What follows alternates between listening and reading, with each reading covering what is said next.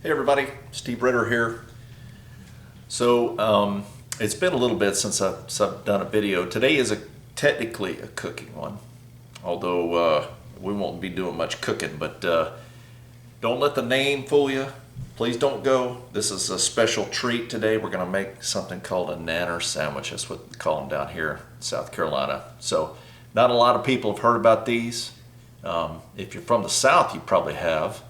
And it sounds terrible, but stick with me and trust me, just try it. All you gotta do is try it. I don't know why it works, but it does. It's wonderful.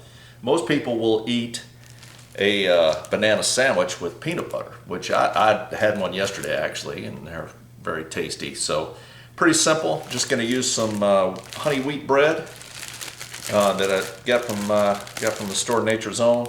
I like this stuff. It's probably more authentic with white bread, but I like the honey wheat, so I'm going to go with that. And it's light enough. It's not like the dark wheat bread like you normally get. It's pretty tasty. One banana is what you'll need today. And this one, the secret I find is the more ripe the banana is, and you can tell, see all the kind of the dark spots here, and it's a little softer, it has a lot more give. The more ripe it is, the better. I think the softness kind of mixes with the ingredient, the other surprise ingredient to the Nanner sandwich that I'm going to show you.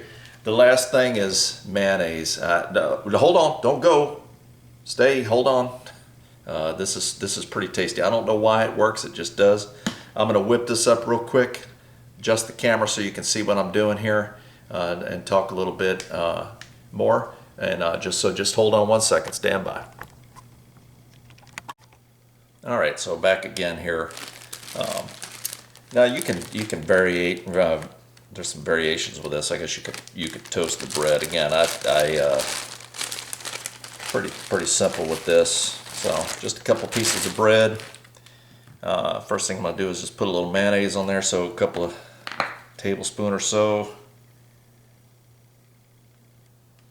We dropped Bella off at college last week, and that's where I've been. So the ravishing Mrs. Ritter and I took a little trip up to see her mom up in Tennessee. She just moved up there. We went out there to see and take a look at some places out there, possibly retirement places. We'll see. So still looking around, but anyway. So just a little bit of mayonnaise on there, and then we got our got this ripe banana here. I'm going to go ahead and peel this. Now I was checking Mom's videos. Of course, she's got 1,400 of them to see if she might have had done this, because she's the one that showed me this way back when, back in the day, and she had not. So to my knowledge, this is probably the first time many of you have seen this. And I did, when I taught in the high school, I used to ask this question a lot, if people had tried this. A lot of people had, some people had not. So mayonnaise throws some people off. I read an interesting article the other day talking about, that's it, by the way. that's the Nanner sandwich.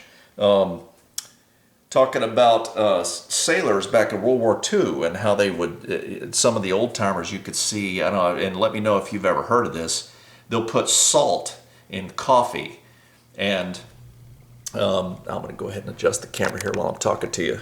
The old timers would, in the Navy, would put salt in their coffee. And there was an article talking about that, and like, okay, why would they do that? And they explained in the article that in the ships back then, they always had a pot of coffee on. They'd make this big jug of coffee, and it would just sit there and cook. And if you ever had any of that bottom of the pot coffee, it gets real bitter and strong. So you finally get to the coffee pot, and you pour yourself some, and it's bitter. It's got that bitter, harsh taste, and they put a little dash of salt in there, and it would cut through that.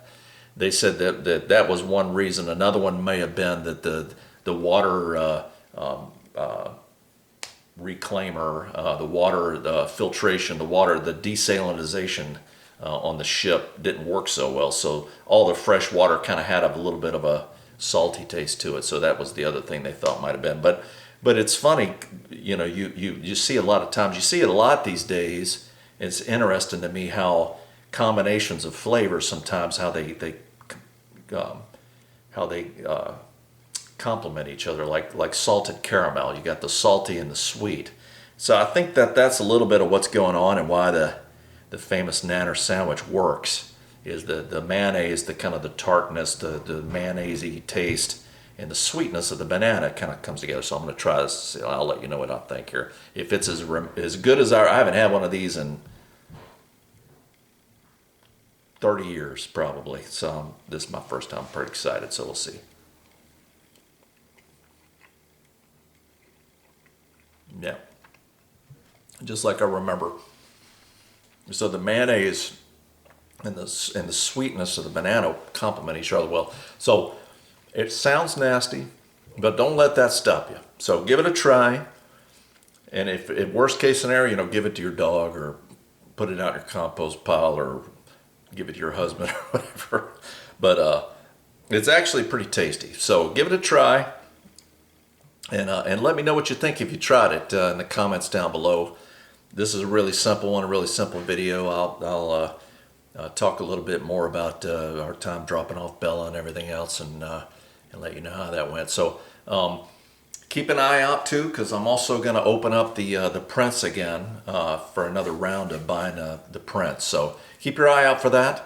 And don't forget, if you haven't, like and subscribe. We'd be glad to have you join the family here. It's part of the crew, part of the posse here. So anyway, this is Colonel saying over and out. See you next time.